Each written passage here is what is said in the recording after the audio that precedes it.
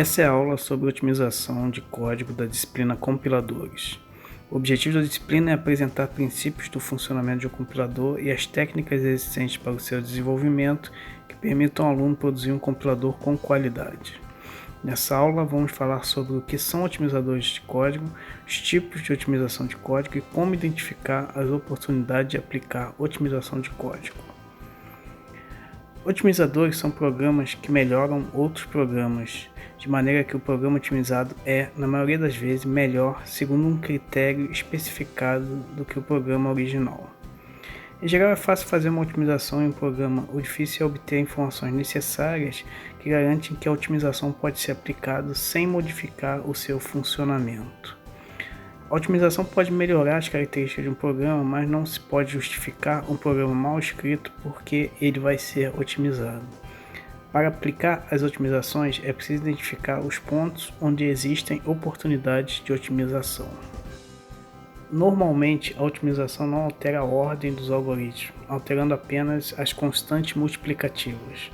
Ou seja, se existe um algoritmo ordem de n log n para um problema, não se pode esperar que um programa que usou um algoritmo ordem n ao quadrado se transforme durante a otimização em um algoritmo ordem de n log n.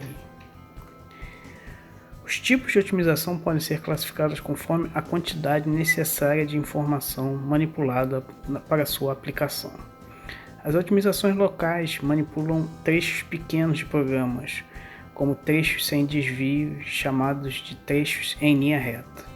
As otimizações intermediárias manipulam trechos dentro de funções, módulos ou classes, dependendo do que a linguagem disponibiliza. E as otimizações globais manipulam informações em qualquer parte do programa.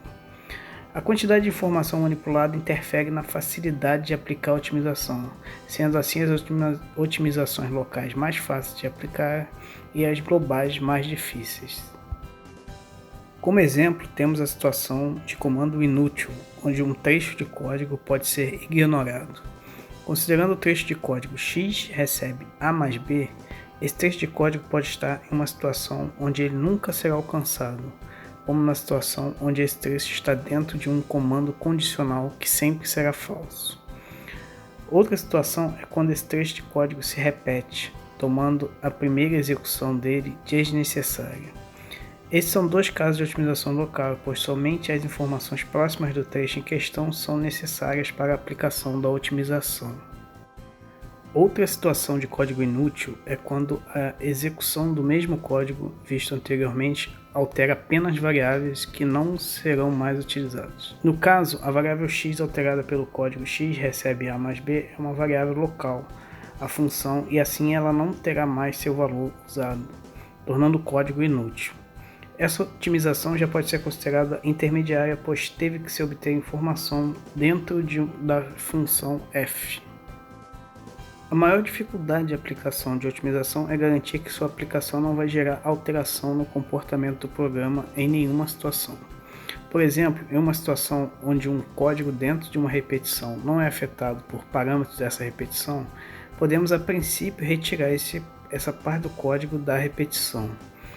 Porém, nesse exemplo, para a situação onde n é igual a zero, o programa otimizado executa a atribuição a recebe j mais 5, que no código original não ocorria, fazendo a execução do código otimizado ser pior do que a do código não otimizado.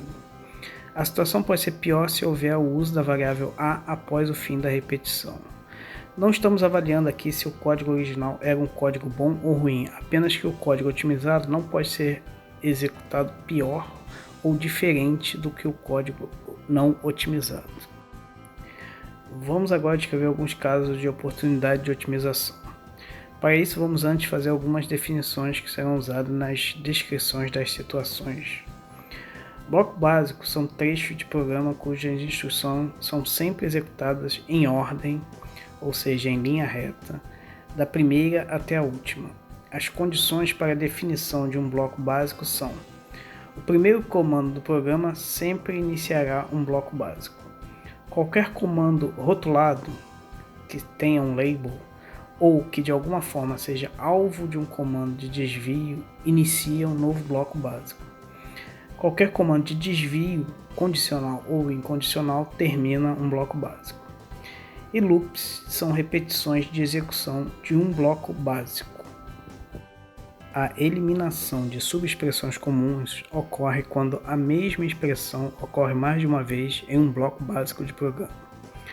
A condição para a otimização poder ser aplicada é que as variáveis que ocorrem na expressão não têm seus valores alterados entre as duas ocorrências. No exemplo, a expressão A mais B se repete em x recebe A mais B e y recebe A mais B. Se entre as duas atribuições os valores de A e B não se alteram, então pode-se obter o resultado da expressão uma vez e atribuir o mesmo valor para x e y. Caso o valor de x também não se altere entre as duas atribuições, uma alternativa é manter o código da primeira atribuição e fazer y receber o valor de x. A eliminação de subexpressões comuns traz um ganho de performance no código final. Código morto é o código que não pode ser alcançado durante a execução do programa e, portanto, pode ser eliminado do código final. Alguns exemplos são códigos que iniciam blocos básicos devido a ser precedido por saltos incondicionais e não possuírem rótulos. No exemplo, a atribuição i recebe 3 não será alcançável, pois o salto incondicional goToX não permite isso. Outra situação de código morto requer uma otimização intermediária ou global, como um condicional que sempre será falso, ou situações mais complexas, como a situação onde o incremento de uma variável que é feito após um comando de return.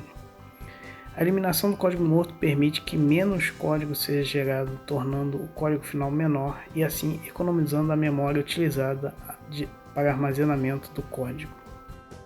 Outra situação é a tentativa de reduzir o número de variáveis temporárias utilizadas. As variáveis temporárias introduzidas durante a geração do código intermediário podem não ser necessárias, pois o seu uso pode ser substituído por uma variável do próprio programa. No exemplo, a variável t3 pode ser substituída pelo x e a variável t6 pode ser substituída pelo y, diminuindo assim a quantidade de instruções e tornando a performance do código final melhor. As variáveis temporárias também podem não ser necessárias quando o seu tempo de vida permitir que elas possam ser reutilizadas. No exemplo, o tempo de vida, ou seja, o tempo em que o valor das variáveis são úteis de T2 e T1, se sobrepõe, mas o tempo de vida de T2 não se sobrepõe ao tempo de vida de T5 ou T4, indicando que qualquer uma dessas duas podem ser substituídas pelo uso de T2.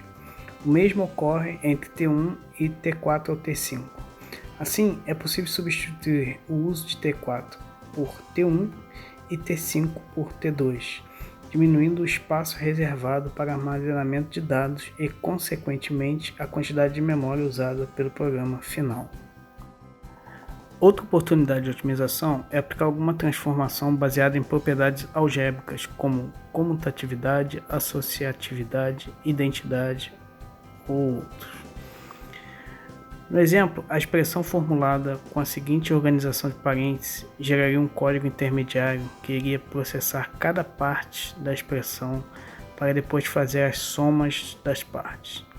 Se alterássemos a expressão para uma outra organização de parênteses de forma que a solução da equação fosse sendo resolvida de forma progressiva, o código intermediário gerado permitiria um aproveitamento melhor das variáveis temporárias. E aqui termina a aula sobre otimização de código da disciplina Compiladores. Vimos o que são otimizadores de código, os tipos de otimização de código e alguns exemplos de oportunidades para aplicar otimização de código.